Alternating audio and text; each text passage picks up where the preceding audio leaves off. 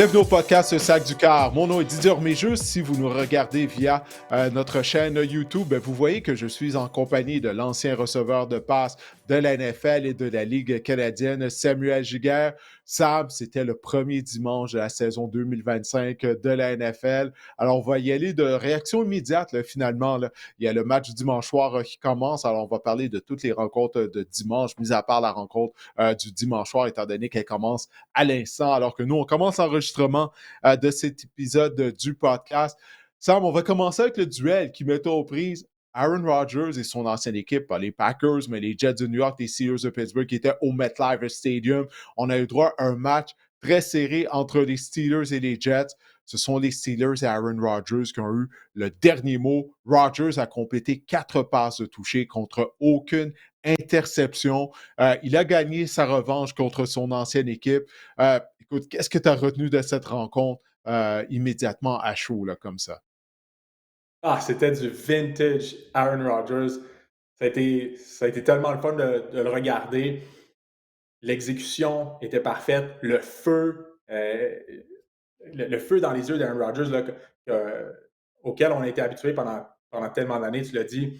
4 passes de toucher. Si tu regardes ses stats, encore une fois, là, plus de 400 verges au total, l'attaque des Steelers.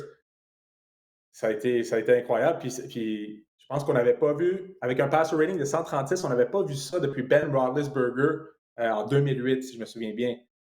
Donc, ça faisait longtemps qu'on n'avait pas eu un match comme ça durant la première semaine d'activité de la part des Steelers. C'était incroyable. Et puis, je pense que ça regarde très bien pour la suite. Tu l'as dit, Justin Fields, du côté des Jets, super bien joué lui aussi. On l'a vu parfois manquer certains lancers. On a vu que la marge pour s'en tirer avec une victoire était très mince, mais reste que lui aussi, il a très bien lancé le ballon, a couru pour près de 50 verges dans le match. Encore une fois, là, une arme à deux tranchants de la part de Justin Fields. Et puis oui, ça a été bien pour les Jets aussi. Ouais, moi, une chose que j'ai retenue de la performance de Justin Fields, c'est encore une fois à la fin du match. Situation évidente de passe. Ben, il n'a pas été capable de livrer la marchandise. Il a complété une passe à Garrett Wilson qui s'est immédiatement fait séparer du ballon par Jalen Ramsey. Ça a été tout un jeu de la part de Ramsey, une autre acquisition des Steelers au cours de la saison morte. Moi, c'est ce que je veux voir de la part de Justin Fields. Les situations évidentes, il doit compléter des passes, mais comme tu l'as dit, il a connu un bon match. C'est malheureux qu'il n'ait pas été en mesure de livrer la marchandise, si on peut dire, à la toute fin de la rencontre. L'autre chose qui m'a déçu, c'est la performance, la défense des Steelers. Je n'ai rien envie à Justin Fields et à l'attaque des Jets. Mais pendant un beau bout de temps, moi, j'avais noté les Jets gagnent la bataille de robustesse contre les Steelers. C'est rare qu'on voit ça, les Steelers perdent la bataille de la robustesse, mais on a couru avec le ballon. Brees Hall a connu un fort match du côté des Jets. Bref, on a utilisé la recette à laquelle je m'attendais. On met sur 2 porteurs de ballon de qualité en Hall et Allen. Et en plus de ça, les jambes de Justin Fields, ça parlait de sa production au sol. Alors, c'est à ça que je m'attendais en attaque du côté des Jets. Puis on a été plus robuste que les Steelers, mais au bout du compte, on a été en mesure de l'emporter du côté de Pittsburgh. Écoute, ça a été un match serré, mais 32 points accordés. Moi, je ne m'attendais pas à ça de la part de l'unité défensive des Steelers parce que on anticipe qu'elle va être une des meilleures de la NFL. Là, on a accordé 32 points aux Jets, mais encore une fois, c'est la première semaine d'activité, ce n'est qu'un point de départ, mais c'est quelque chose que j'ai observé au cours des prochaines semaines, les performances de l'unité défensive de Pittsburgh. Oui, je suis tout à fait d'accord avec toi.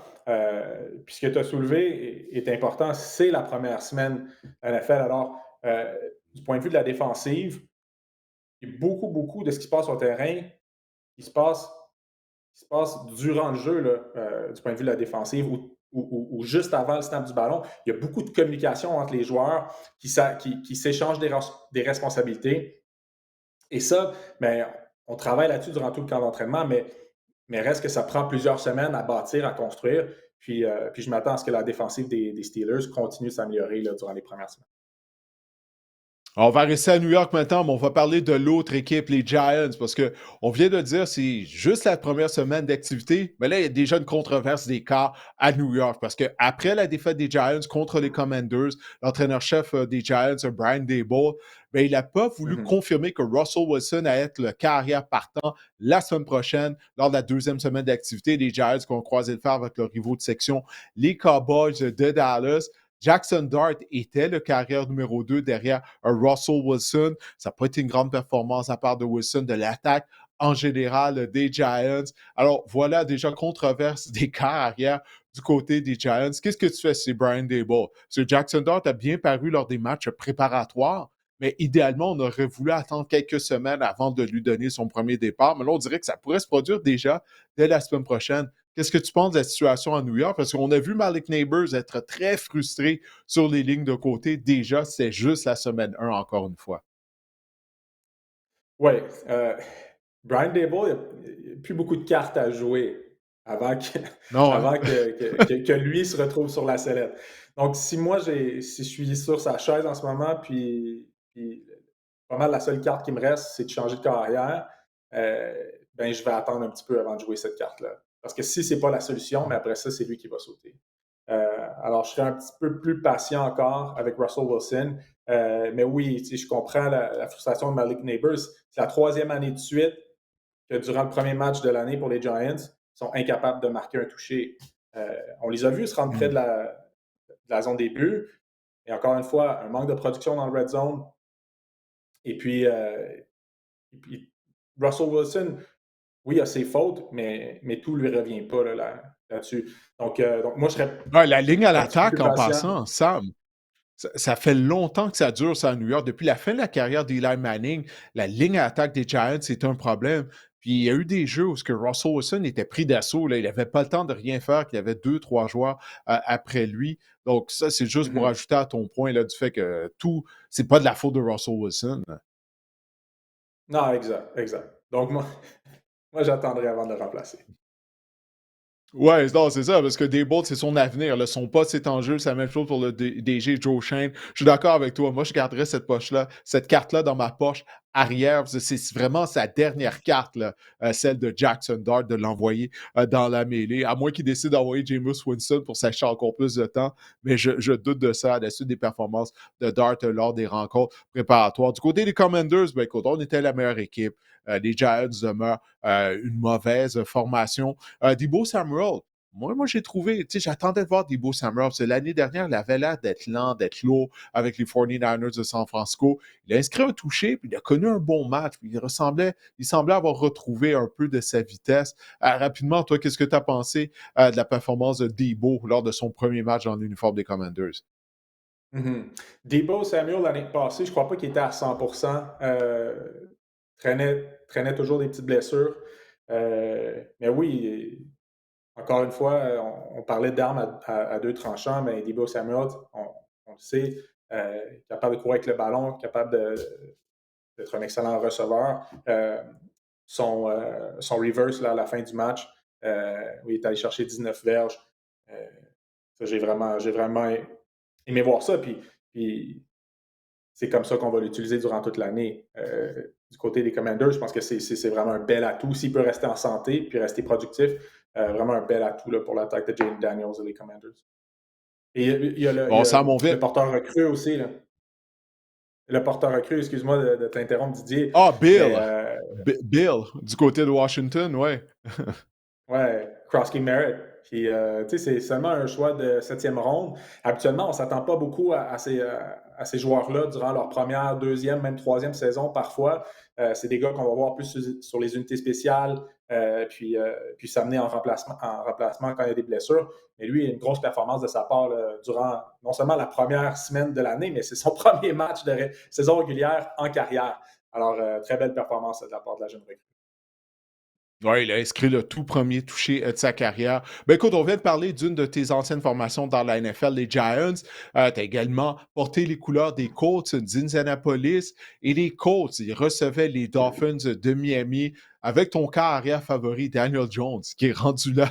Tu vois, Daniel Jones, il se promène avec tes anciennes équipes. Là. Commencé avec les Giants, maintenant avec les Colts. Puis là, tu vois, il doit faire partie de ta vie, peu importe Daniel Jones.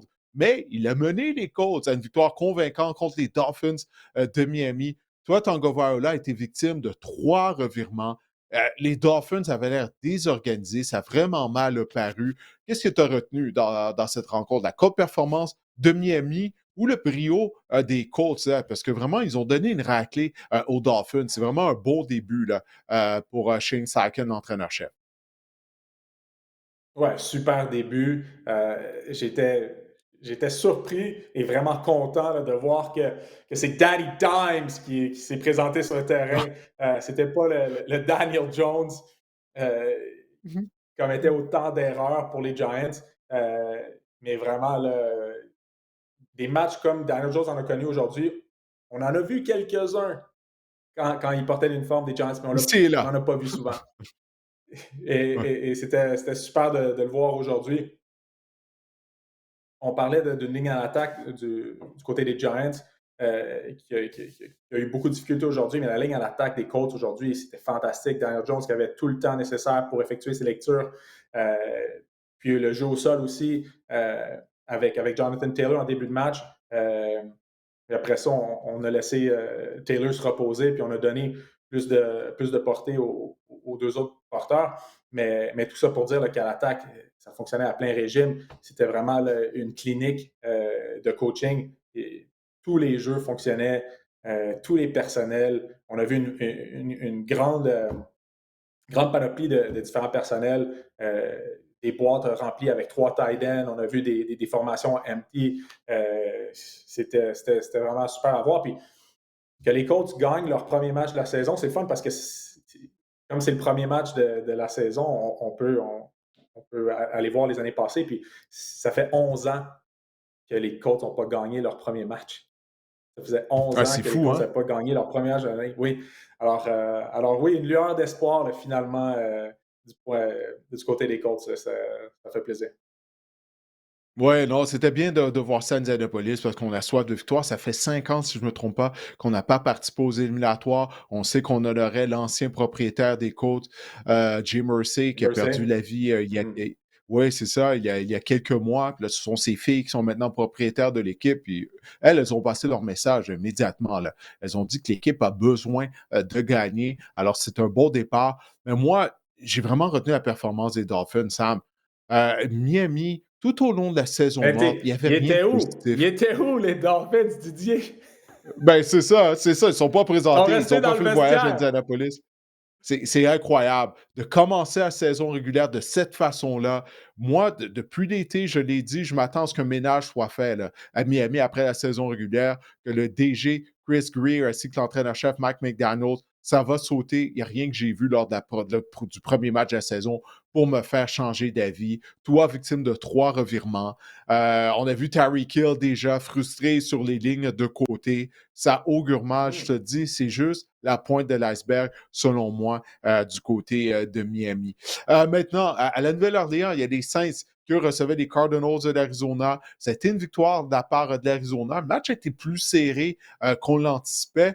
Même qu'on avait une chance en fin de rencontre. On était profondément dans le territoire de l'Arizona. Malheureusement, Spencer Rattler et l'attaque des Saints n'ont pas été en mesure justement là, de livrer la marchandise à la fin du match. Alors, c'est une victoire pour les Cardinals, performance encourageante de la part de la Nouvelle-Orléans. On va voir la suite des choses. Comme on l'a dit tout à l'heure, c'est seulement la première semaine d'activité.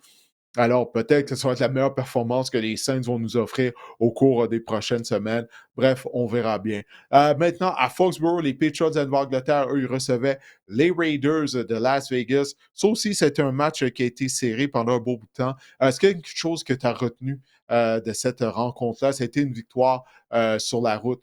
Pour les Raiders, qui, soit dit en passant, ont perdu les services de Brock Bowers, qui a quitté blessé un genou. En plus de ça, c'était une blessure sans contact. Oh, quand c'est. Mais, tu vois, je n'ai pas vu sa blessure, puis pour être honnête avec toi, Didier, c'est pas un match que j'ai regardé aujourd'hui. Mais quand on parle de blessure sans contact au genou, habituellement, là, on peut penser à un ligament croisé, puis ça marquerait la fin de sa saison finalement. Là. Ça serait vraiment une Ouf, mauvaise nouvelle pour les. écoute, Sam, j'espère sincèrement là, que c'est pas ça qui est arrivé à Brock Bowers parce qu'en plus de ça, il connaissait vraiment un bon match. Il était rendu à plus de 100 verges par voie de réception. Il y avait clairement là, de la chimie avec avec Geno Smith. Alors, on va voir la suite des choses le lundi. J'imagine qu'on va avoir une confirmation sur la nature de sa blessure afin de voir si c'est vraiment une grave blessure. Tu vois, par je te parle, j'essaie de voir s'il y a quoi qui est sorti sur Bowers. Ben ouais, Non, il n'y c'est a ça. rien. En tout cas, ouais, ben ouais, donc ça a été une victoire de 20-13 des Raiders. Alors, des débuts réussis pour Pete Carroll à la barre des Raiders. Ça a été un match serré, mais encore une fois, du côté des Patriots, je m'attendais un peu mieux. Tu sais, il y avait du buzz entourant les Patriots, mais on se rend compte que cette équipe-là, je ne crois pas qu'elle est prête à compétitionner pour les éliminatoires en 2025. Maintenant, dans Mhm. un match bon, qui ne soulevait pas les passions, les Panthers à Caroline affrontaient les Jaguars à Jacksonville. Plus de ça, il y a eu un délai au cours de la rencontre en raison de la température. Finalement, ça a été une victoire pour les Jags. Moi, j'ai trouvé que ça a vraiment été une performance décevante de la part des Panthers à Caroline. Alors, on n'a pas fait grand-chose en attaque. Défensivement, l'année passée, on avait une des pires défenses de l'histoire de la NFL. On n'a pas l'air d'être Mhm. amélioré. Je vais me concentrer sur le positif. Du côté de Jacksonville, bon, j'ai vu des belles choses de la part de Trevor Lawrence. Moi, c'est ce que je vais observer pendant toute la saison du côté des Jaguars. Est-ce que Lawrence va s'améliorer? Parce que là, c'est la dernière chance. Il en est déjà à son troisième entraîneur-chef, Sam. Là, c'est Liam Cohen, l'ancien coordinateur à la tête des Bucks, qui est là. Mais j'ai trouvé que ça a été une performance encourageante de la part de Trevor Lawrence. Également de Travis Etienne, qui a donné signe de vie. Lui, qui en a arraché vraiment la saison dernière, il a connu un bon match pour Jacksonville au sol. Ouais, moi, c'est vraiment ce qui m'a surpris. Travis Etienne a 143 verges. Je regarde sa moyenne, là, Mm. 8,9 de moyenne par portée. Encore une fois, là, un crédit à la ligne à l'attaque là, pour ouvrir des brèches. Euh, Trevor Lawrence, oui, un bon match. Mais toutes les fois que je regarde Trevor Lawrence, je me rappelle toujours de quand il était sorti le premier au repêchage. On parlait de lui là, comme un talent générationnel, puis euh, Mm. on le comparait à Tom Brady puis à Peyton Manning. Puis je l'attends encore, là, ce talent générationnel-là. Puis oui, on peut donner toutes les excuses qu'on veut. Euh, il n'y a pas eu de stabilité au sein de ce groupe d'entraîneurs-là. Euh, puis ça a sûrement eu un impact sur son développement en tant que carrière. Mais en bout de ligne, si tu es vraiment un talent, tu vas être capable de surmonter ces obstacles-là puis de faire en sorte de laisser ta marque là, dans la ligue. Puis c'est ce qu'il n'a pas été en mesure de faire là, jusqu'à présent. Ouais, je suis bien d'accord avec toi. Moi, personnellement, Trevor Lawrence, il est la raison pour laquelle j'ai retiré les mots talent générationnel, OK? Moi, je les utilise plus parce que je suis comme toi, j'avais de grandes attentes envers Trevor Lawrence après l'avoir vu jouer à Clemson. J'utilise plus ce mot-là. C'est la même chose, on dit la même chose de Caleb Williams l'année dernière. Moi, là, tu vas plus m'entendre parler de talent générationnel, peu importe la position. Si jamais je le fais, là, je vais être convaincu que ce gars-là va avoir un impact dès son année recrue dans la NFL. Mais moi aussi, j'attends de voir l'émergence de Trevor Lawrence, de voir s'il sera en mesure de relancer sa carrière. Au moins, ça a été un bon début avec cette victoire contre les Panthers à Caroline. Là, les Panthers, ils m'ont l'air d'avoir régressé. Ils avaient l'air de la même équipe au début de la saison 2024. Tu sais, avant qu'on cloue au banc Bryce Young. Du côté de l'attaque, il n'y a pas eu grand-chose. Défensivement, ça faisait dur du côté de la Caroline. Mais encore une fois, comme on l'a dit tout à l'heure, la première semaine d'activité, ce n'est qu'un point de départ. Mais j'ai été déçu de la Ah, part des Panthers, surtout qu'ils le point de affrontaient les départ, Jaguars. oui, le point de départ est Comment? vraiment bas. Le point de départ est Ouais, vraiment bas pour les Panthers, pour Bryce Young. On l'a vu hésitant dans la pochette, victime de 2 interceptions. Euh, L'exécution, les pénalités, oui. c'était loin d'être sharp. Loin d'être sharp. Ouais, puis on affrontait, j'ai dit à quel point la défense des Panthers était mauvaise l'année dernière. Ça, les Jaguars étaient aussi pires. Puis on a été incapable de bouger le ballon, comme tu viens de dire, contre Jacksonville. Alors, beaucoup de pain sur la planche pour la Caroline. Maintenant, il y avait la bataille de l'Ohio. Les Bengals rendaient visite aux Browns. Puis les Browns ont Mhm. tout fait pour donner le match aux Bengals. Qu'est-ce que tu as retenu de ce match-là? Moi, j'y croyais à un moment donné. J'étais comme, OK, les Browns vont causer une surprise, vont défaire les Bengals. Mais ils ont tout fait pour leur donner le match. Là. Ils étaient incapables de gagner cette rencontre-là. Non, tu as raison. Puis, je, je- je personnellement, je m'attendais à une sortie plus forte de Joe Burrow et de l'attaque des Bengals. Euh, encore une fois, ils ont eu plusieurs occasions de prendre les devants puis de creuser l'avance. Mais à toutes les fois qu'il y avait ces opportunités-là qui leur étaient présentées, ben, ils ne les saisissaient pas. On n'était pas en mesure de capitaliser du côté des Bengals. Puis c'est pour Mhm. ça que les Browns ont resté dans le match. Euh, j'ai hâte de voir la suite, mais je ne sais pas si tu te rappelles, là, il y a, il y a une interview avec Joe Burrow qui me vient en tête. Là. Quelqu'un demande à Joe Burrow ta fenêtre d'opportunité pour gagner un Super Bowl. Mm. euh, elle va être longue comment? Parce que là, tu en as échappé un. Tu sais, je pense que c'était tout de suite après qu'il ait perdu le Super Bowl. Puis il a dit, ah non, Ouais. moi, ma fenêtre est always open. The window is open, always open. It's Mm. my whole career. C'est toute ma carrière. Toute ma carrière, je vais avoir la chance de remporter le Super Bowl. Mais là, je me dis que peut-être que cette fenêtre-là, non seulement pas spécifiquement pour lui, mais pour toute l'équipe des Bengals telle qu'on la connaissait, est-ce que cette fenêtre-là n'est pas fermée maintenant? Ben, à cause de la défense, on est en droit de se poser la question, là, parce que, écoute, les Browns ont été en mesure de bouger le ballon contre cette unité défensive-là. J'ai hâte de voir là, Cincinnati lorsqu'ils vont affronter une meilleure attaque que celle des Browns de Cleveland. Mais encore une fois, les Browns auraient pu facilement gagner le match. Et non seulement ça, Cleveland a complètement neutralisé l'attaque des Bengals en deuxième demi. Écoute, Cincinnati a marqué seulement 3 points en deuxième demi. Là. Seulement un botté de Mhm, mhm, précision pour les Bengals. OK, on sait que leur défense, elle va sûrement être mauvaise, mais on s'attendait à ce qu'on avoir beaucoup plus de punch en attaque. Puis on a été chanceux que les Browns fassent cadeau du ballon en deuxième demi. Il y a notamment Cedric Tillman qui a échappé une passe, qui a été intercepté. Jerry Jeudy, il a échappé quoi, 2, 3 passes au cours de la rencontre, une autre qui a été mhm. interceptée. Alors, c'est de cette façon-là qu'on s'est sauvé de Cleveland avec une victoire du côté des Bengals. J'ai vraiment pas trouvé que cette performance-là du côté de Cincinnati a été encourageante. Même, j'ai trouvé que ça a été vraiment décevant. Puis, en tout cas, j'ai bien hâte de voir la défense des Bengals qu'on va affronter une meilleure équipe que Cleveland. Maintenant, Ouais, il y avait un autre match. ben, Ouais, vas-y, excuse-moi. si tu me permets de dire, la défensive des Browns, c'est une bonne défensive.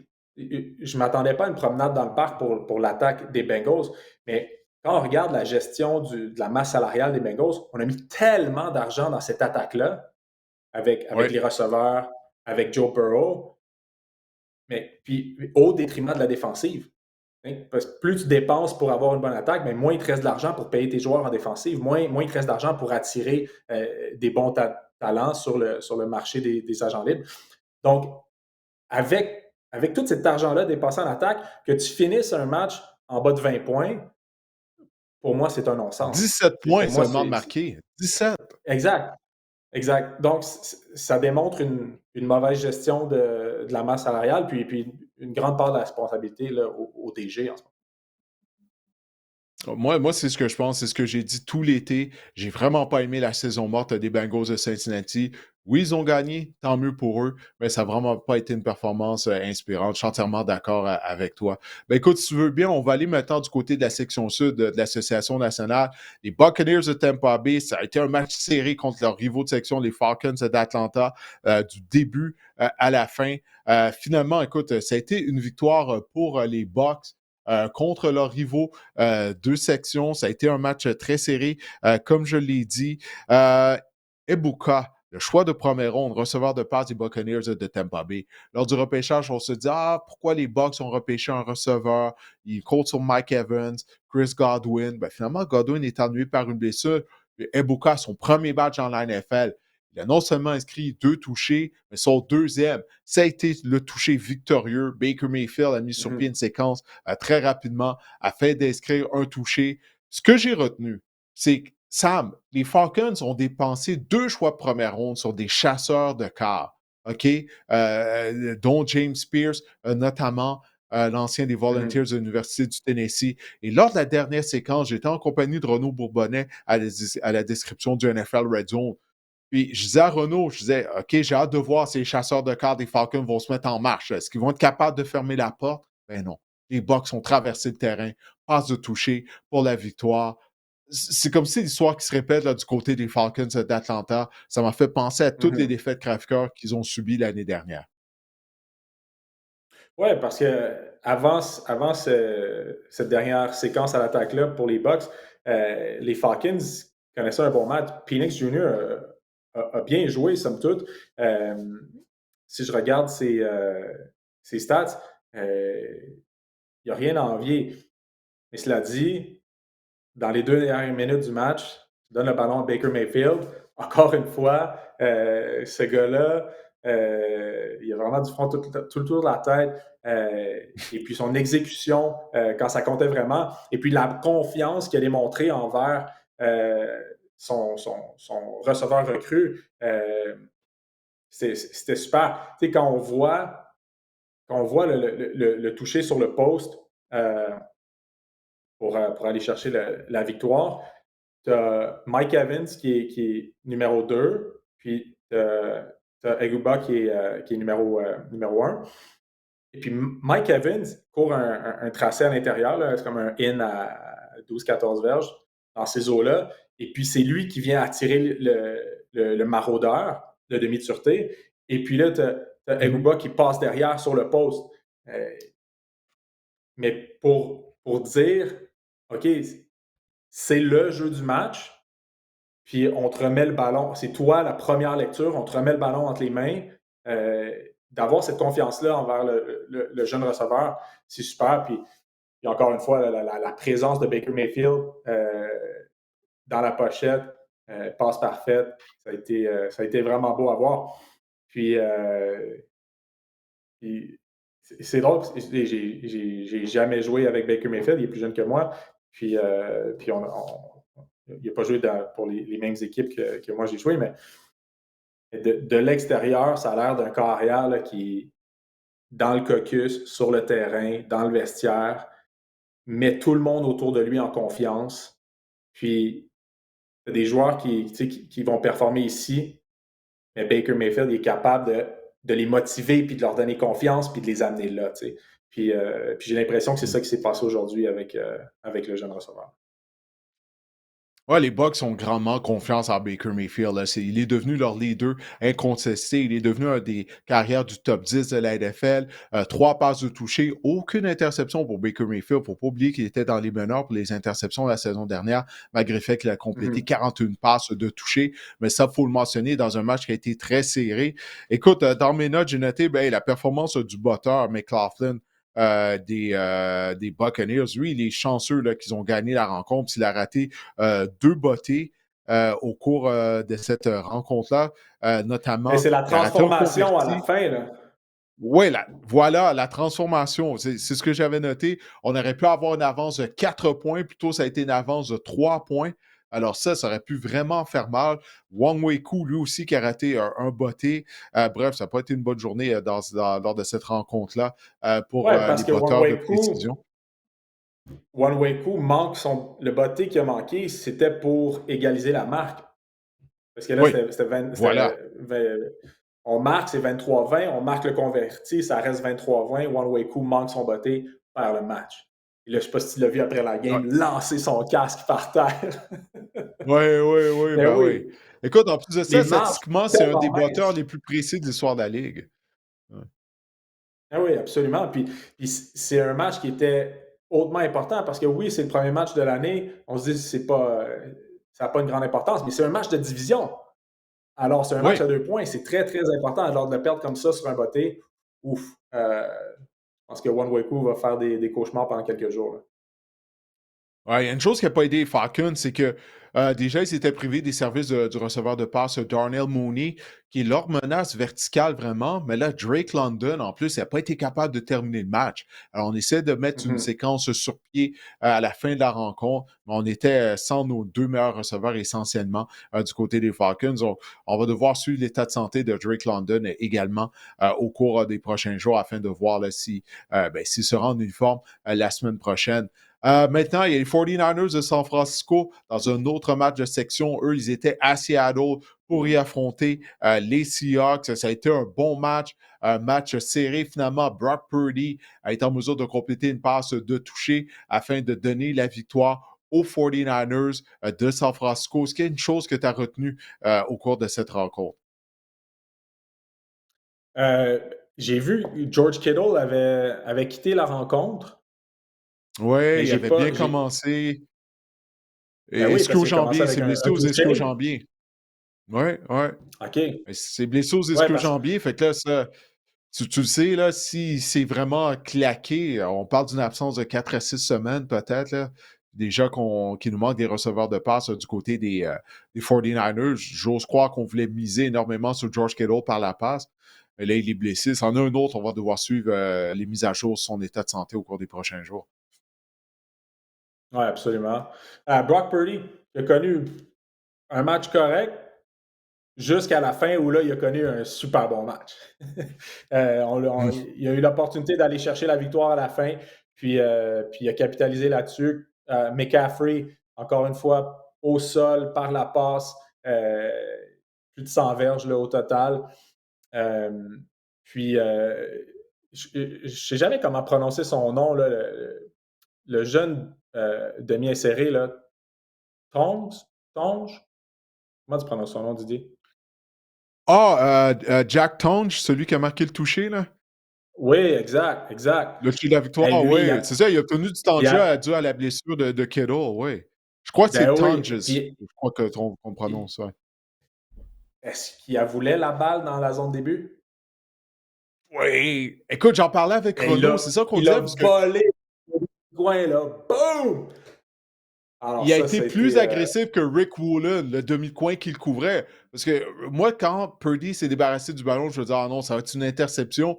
Mais, tu sais, comme on l'enseigne, tu es un ancien receveur de passe, on l'enseigne, tu dois attaquer le ballon. C'est exactement ça qu'il a fait. Tu fais bien de le mentionner. Il a vraiment été Ben agressif oui, sur le jeu. exact. Tu sais, ça, c'est ce qu'on appelle un 50-50 ball. Tu sais, ça peut soit être le demi de coin qui l'attrape ou soit le receveur.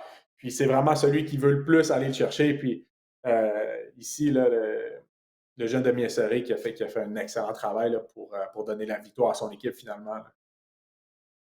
Ben ouais, le premier touché de sa carrière, rien de moins.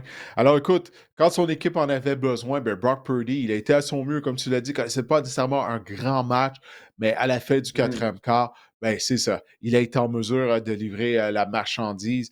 Alors que du côté des Seahawks, ça n'a pas été un grand match pour Sam Darnold. On a tenté de miser sur le jeu au sol, mais même là, on n'a pas connu beaucoup de succès. J'ai aimé ce que j'ai vu défensivement de la part de Seattle. Mais du côté de l'attaque, ça m'a vraiment laissé sur mon appétit. Là. Je ne sais pas ce que tu as pensé des débuts de Darnold dans l'uniforme des Seahawks, mais c'est ça. Moi, j'ai trouvé que ça a été très moyen. Ben, aucune interception, mais aucune passe de toucher. Alors, je pense Ben, qu'on c'est du ça. côté d'Arnold, on, on a voulu jouer ça de façon plus safe. On a voulu prendre moins de risques sur le terrain.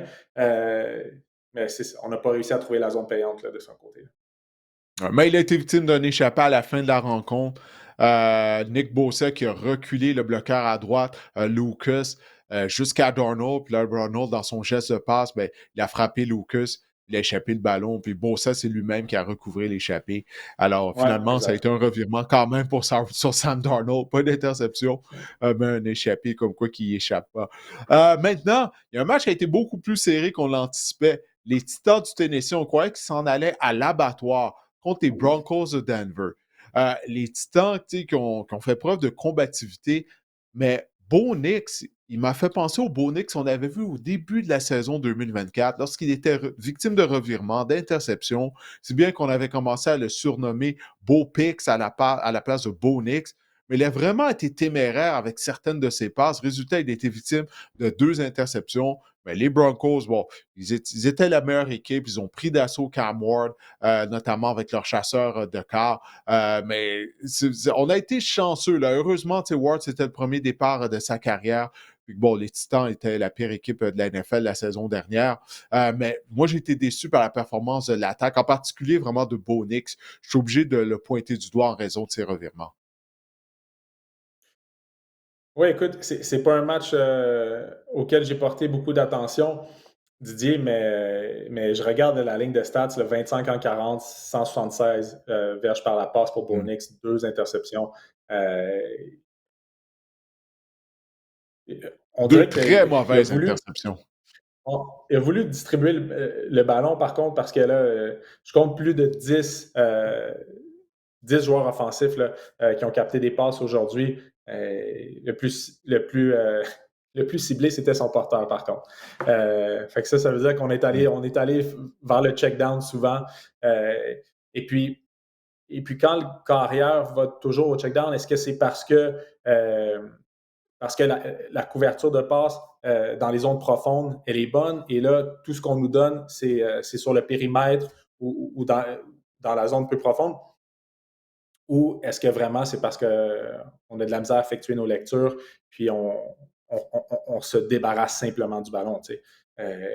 Et ça, c'est le coordinateur à l'attaque qui va devoir faire ce travail-là pour tenter de voir euh, où était l'erreur là, du côté de la prise de décision de Bonex. Mais oui, quand ton porteur est ciblé autant de fois contre la pire équipe de la Ligue l'année dernière, pour moi, là, c'est ça. C'est un gros point d'interrogation. Ouais, définitivement.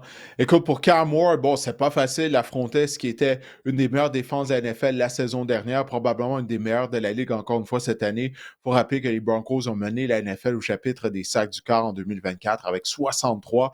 Donc, comme premier départ sur la route à Denver, avec la foule bruyante face à cette unité défensive-là, ben, malgré tout, même s'il n'a pas eu de grandes statistiques, il a démontré du cran à Cam Ward. Là. Puis, il y a certaines de ses passes, on voit que c'est un passeur talentueux. Alors moi, j'ai hâte de voir la suite. J'ai hâte d'assister à son développement. J'espère qu'on sera en mesure de bien l'encadrer du côté des Titans. Bon, un match que bien des gens avaient hâte de voir. Les Lions de Détroit étaient au Lambeau Field contre les Packers, leurs rivaux de division. Et finalement, Sam, on n'a pas vraiment eu droit à un match parce que les Packers ont été de loin la meilleure équipe sur le terrain. En plus de ça, tu as Michael Parsons qui est venu mettre un point d'exclamation à la victoire des Ouais. Packers, de voir ses nouveaux partisans avec un sac du quart à la fin du quatrième quart. Euh, Tout a fonctionné. Lorsque les Packers ont fait l'acquisition de Parsons, je me disais, Green Bay, je crois que Green Bay vient de devenir des aspirants au Super Bowl. Il n'y a rien que j'ai vu aujourd'hui afin de me faire changer d'idée. Ouais, parce qu'il ne faut pas oublier que les Lions, l'an dernier, c'était une grosse, grosse équipe.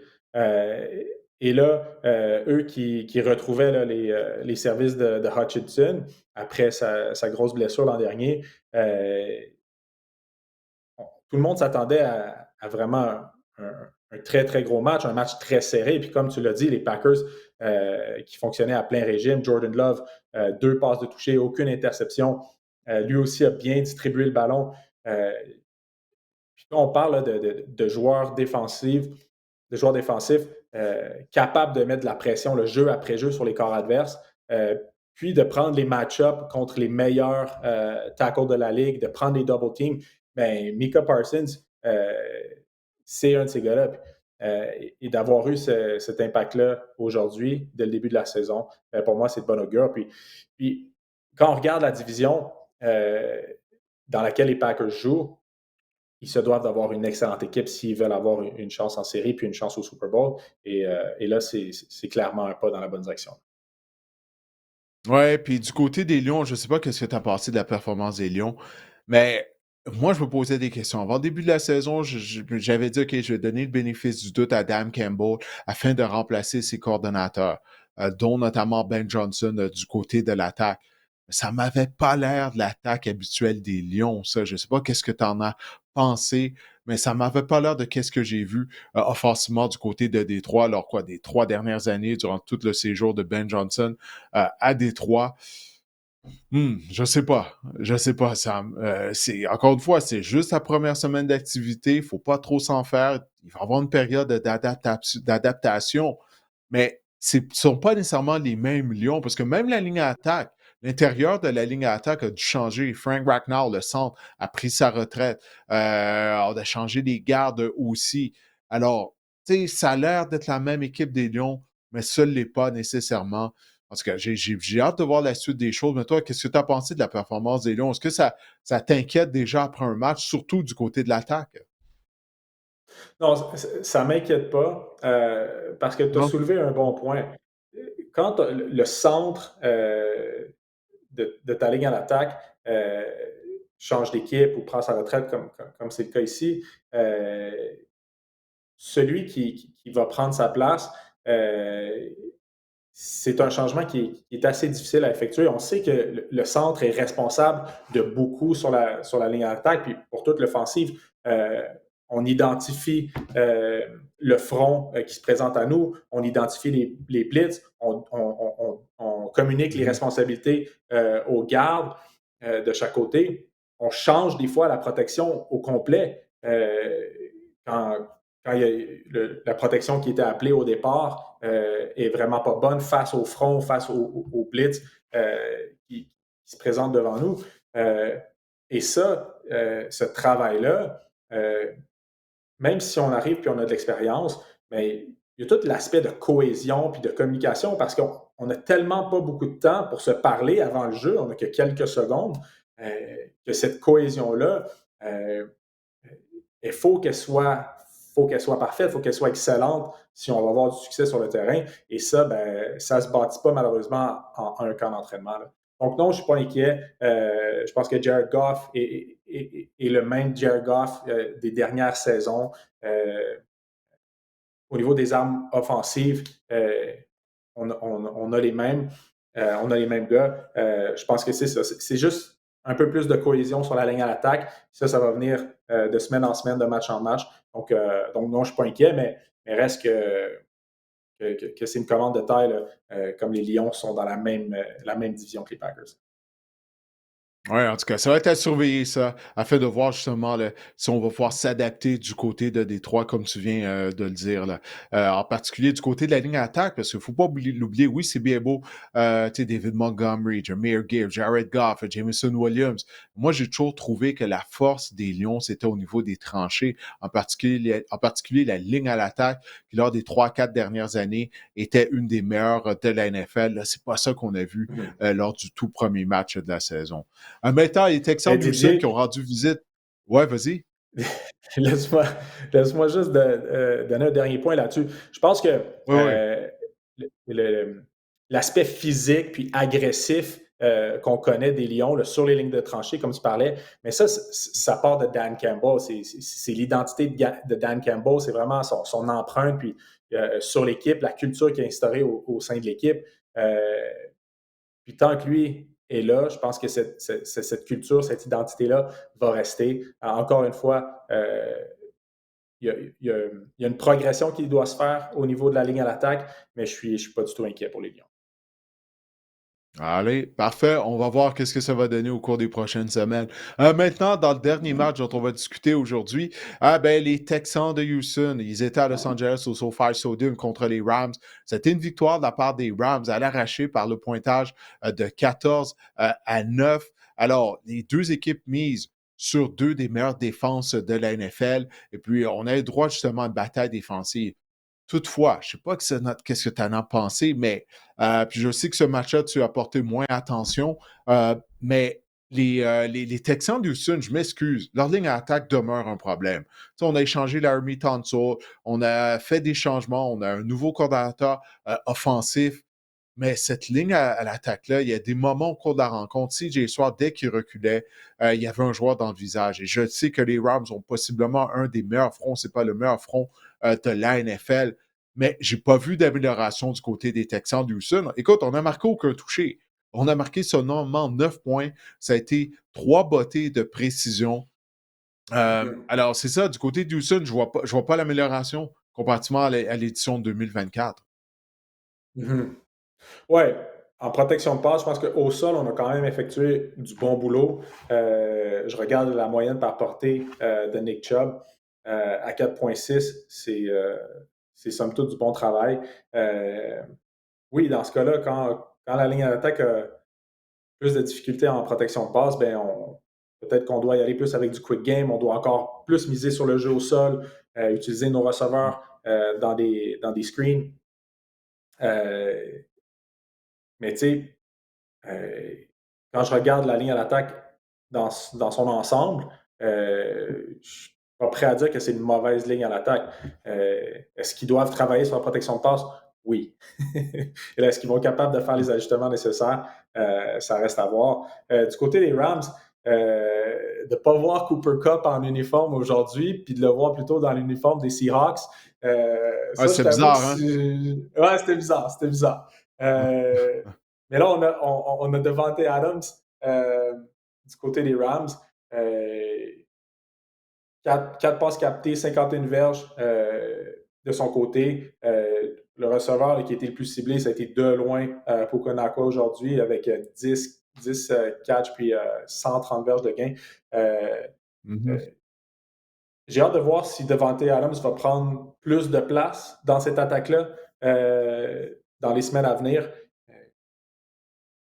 J'ai hâte de voir parce que moi, je suis dans ceux qui croient que Devante Adams a encore quelques bonnes saisons là, à venir. Ouais, je pense qu'il va y avoir des semaines où c'est lui qui va être plus ciblé. Tu sais, ça va dépendre de comment les défenses vont essayer justement de défendre l'attaque des Rams. Mais écoute, ça a été un beau début pour les Rams.